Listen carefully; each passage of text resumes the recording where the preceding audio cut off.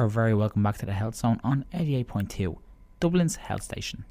Today we are joined in studio by Mr. Andy Preston and Mr. Rick O'Shea. Andy is known for his show, the 10 to 3 show, on Dublin's FM104, Monday to Friday. And Rick is known on RT Gold, Monday to Friday, with his show as well, that goes on just before Larry Gogan's.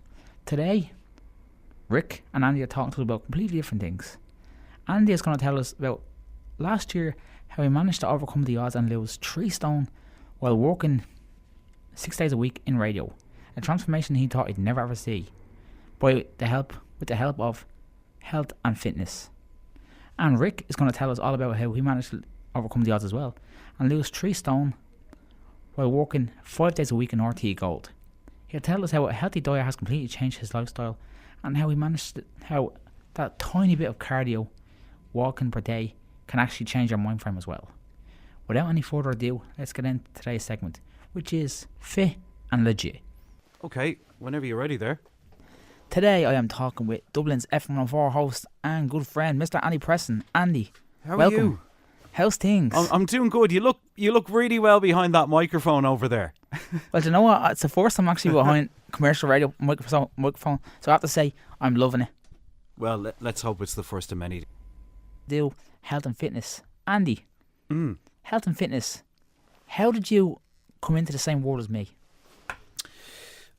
My problem is, Anthony, I was overweight all my life, and at various points, and at various times, I had varying degrees of success losing weight. But it was only kind of really this year that I went into it in a big way.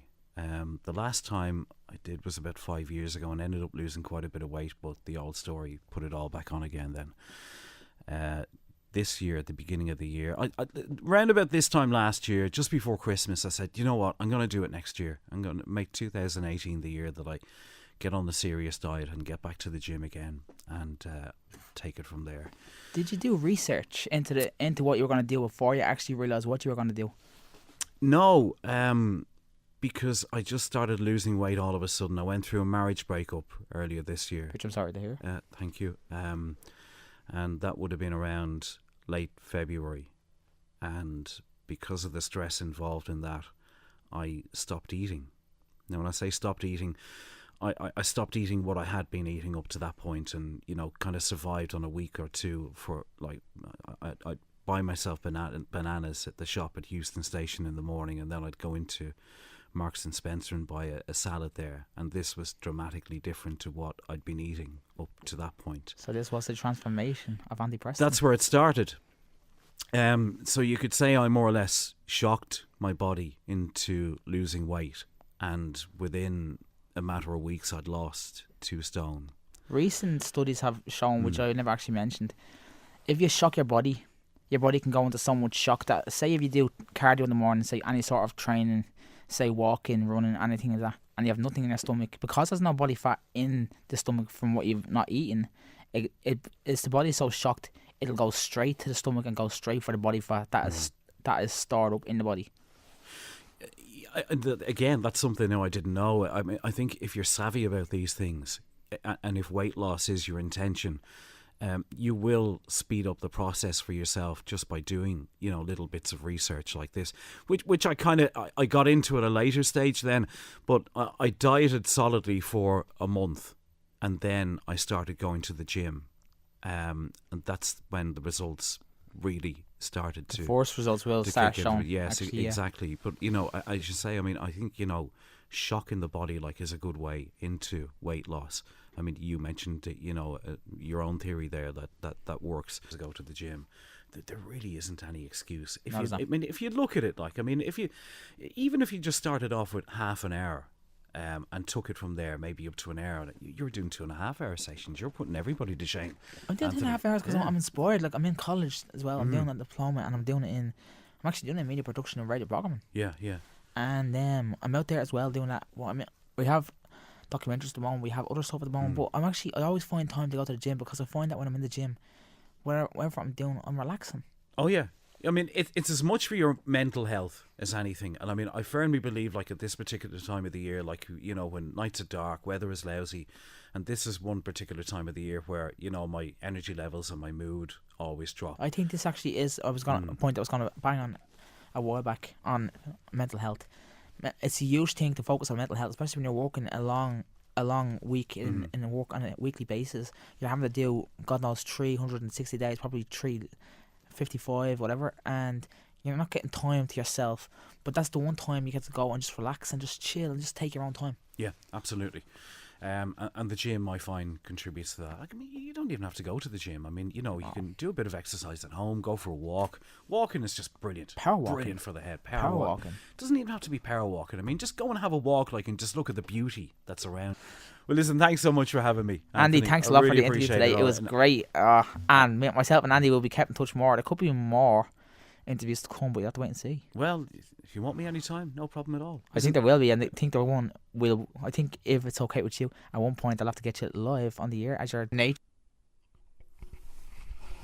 And today we are talking with RTE Gold's very own Mr. Rick O'Shea. Now, Rick, we have previously talked and interviewed, so it's been a while. So how are you? Yeah, all good. Like I said, you've caught me on what's a really busy day today. It's Larry Gogan's last day on 2FM, so it's kind of chaos around here. Now, Larry Gogan, I remember him. He's been going 40 years since actually RTE started. Yeah, he was here for day one on 2FM. Larry's actually been in RTE, I think, a little bit longer than that. I think he started in Radio Éireann at the time in about 1963. So he's been here for, I think it's the bones of 55 years at this stage. Will he still be remaining with RTE? He's coming to RTE Gold. He's going to be on 5 days a week after me. So he's going to be in with you? Yeah.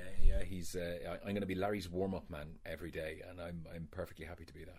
Well, I remember you from FM104. I remember you from all the other stations that you worked with before you went to actually 2FM. So it's gold. I mean, I remember you. I remember Larry. I mean, so I'm literally. The great thing about being in and being able to do these interviews, I'm literally interviewing the idols that I've listened to since I was young. Yeah, you can't say that to people. That's terrible. That's a terrible way to set up an interview. Then all of a sudden, I'm immediately grateful and thank you very much. You can't complain, literally. Like, I mean, it's an idol thing. I've been listening to you since I was in school. That's even worse. Telling somebody you've been listening to them since they were in school. That's absolutely terrible. I used to be that person. But that's an idolized thing. Yeah, absolutely. See, you can't complain with that. Now, today we're talking. Are you ready for? We are talking health and fitness, but we're going to talk to you about the health side of it. Okay. Now, Rick, you were telling me you lost 3 stone in a matter of a year. And working on radio 5-6 days a week. How did you actually first come about actually thinking about doing that transformation? I was at a stage in my life where I was 33, 34, something like that. And I was never a thin person, not since I was a kid. And I just reached a point in my life where some stuff happened and where I ended up thinking, all right, I've got to do something about this and I've got to address it.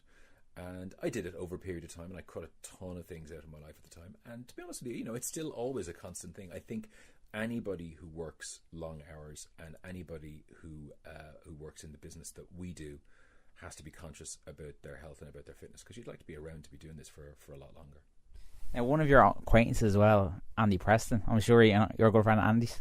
I only saw Andy about 10 days ago at a funeral. Yeah, Andy looks incredibly svelte these days. Andy really looks absolutely fantastic. To the point where I almost didn't recognise him. I was only talking to Andy about a few weeks back, actually, and that's where I'm coming as well. Andy lost the same amount of weight you lost, 3 stone, but he was doing it through health and fitness, but you're doing it through health. Looking at Andy and looking at yourself, did you actually notice the changes when you were looking at yourself, first of all, to looking at yourself now?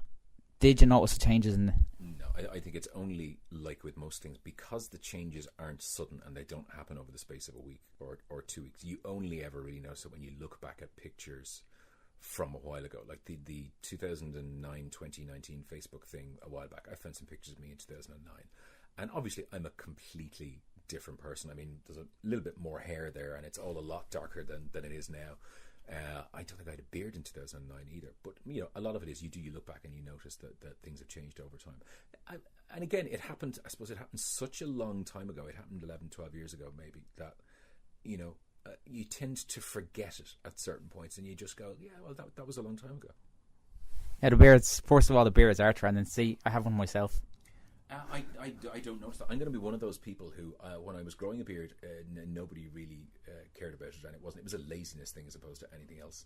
And I've had one ever since, and I've never really gotten rid of it. And they will go out of fashion again, and I'll probably still have one of these. And I think I'm stuck with it now for good. I think it's a trend, not more or less a thing that you're stuck with. I think it's just a trend that's grown on people, and it's becoming fashionable, especially with actors. I think it's almost becoming unfashionable now. I think maybe 2 or 3 years ago there were an awful lot of people who were becoming very beardy very quickly. I think that's changing. Yeah, I still see actors and actresses that are still. I mean, the actresses are still falling for the whole looks of the actors with the beards and all. So it may still be in there, but it could be dying now. But as well as that, noticing as well, part of my documentary, you're also a Ballyfermot student. Yeah, for my sins, absolutely. I was in Ballyfermot for, I don't like to think about the numbers now, but I'm going to have to think about the numbers. I was in Ballyfermot 92 to 93. I was there for a year of what was then a diploma course. I did a year after having dropped out from UCD, and I got offered a job at the end of my first year. So I had two choices, one of which was to go back to college, and the other of which was to start making some money by doing what I wanted to do at the time, by being a radio presenter. So I chose the latter one. But again, that was the summer of 1993. I decided I wasn't going back, and I don't want to think about that. That's way too long ago. That's a terrible amount of time ago. Thinking of that, actually, would you actually have any advice for possible students that are in Ballyfermot that could be going into the radio industry, whether it's commercial or national or even community, that basically like yourself and all that basically could get lackadaisy and basically just lose touch basically with all the hours they are doing, and probably put on some pounds on how to basically maintain it while working? I think that there's two things. If I had advice for students who are getting involved in radio, weirdly, that's changed over the years, and it's something you get asked, every now and then. I think for anybody who's 18, 19, 20, 21 thinking about getting involved in radio now, you've got to accept that radio in 10 years or less is not going to be what it is now. There's going to be a completely changed landscape. Media is changing exponentially every day. Certainly when I started in working in FM 104, doing my first, after Atlantic 252, my first kind of real proper big job in Irish radio, email was only just becoming a thing. There was a one-page website that the radio station I worked for had. Social media was just a glint in the eye of the far future. So I think you need to think long and hard about where all of this could go. And just from the health standpoint, you just got to notice it. You've got to keep an eye on it. You've got to not drink vast amounts of soft drinks, and you've got to not eat a huge amount of fast food, and you've got to try and learn to cook and do stuff healthily yourself. And every now and then you splurge. Everybody does. But I think it's all just about keeping an eye on the numbers. Changing your diet back then to lose the weight you lost, how was it changing from the diet that you were on to the diet that you're now on? Oh, I stopped eating bread, I think, at the time. I still do. And I go through bread is my favourite thing in life. So if I have, it's not chocolate, it's not sweet stuff, it's bread. I don't know how I changed my diet at the time. Like I said, there was a lot of stuff going on in my life at the time, and I ended up eating an awful lot less, and I ended up it kind of, the weight fell off me. You'd be surprised when you're the sort of person who has takeout pizza once a week, and when you're eating other kinds of lazy food. I love fast food, but God, it's it's so lazy, and there's so many empty calories in it. And just getting out into the real world, there is an element of exercise involved in it. There always has to be. It's about walking places and getting out into the real world, and not just sitting on your arse every time you're in work all day every day. There has to be a bit of that in it too. What do you think should be an average amount of walking time per day for anyone that wants to try and keep to that mentality? If they are basically eating calories, how long do you think they should fit in for at least activity of walking on and just getting meals together? Oh, I think it depends on who you are. I think if you have the luxury of being able to go out and go for a walk for an hour a day, do it. If you're the sort of person who's stuck to a desk and you've only got 45 minutes at lunch, try and do something there, or try and do some in the evening. The evenings are getting longer. That helps. It's bright till 10:30 or 11 o'clock at night. The weather gets better. It's about being physically active. We're not designed, I think, as a species to sit all day, every day. The human race just isn't. It's not where we came from. And sitting down in front of computers is not. A big thank you to our guest, Mr. Andy Preston from Dublin's FM 104. You can always hear him weekdays from 10 to 3, Monday to Friday on Dublin's FM 104, and Sundays from 12 to 2 with the Top 40 and Mr. Ricochet Monday to Friday, 10 a.m. to 1 p.m. on RTE Gold. You have been listening to Fit and Legit on the Health Zone on 88.2 Dublin's health station.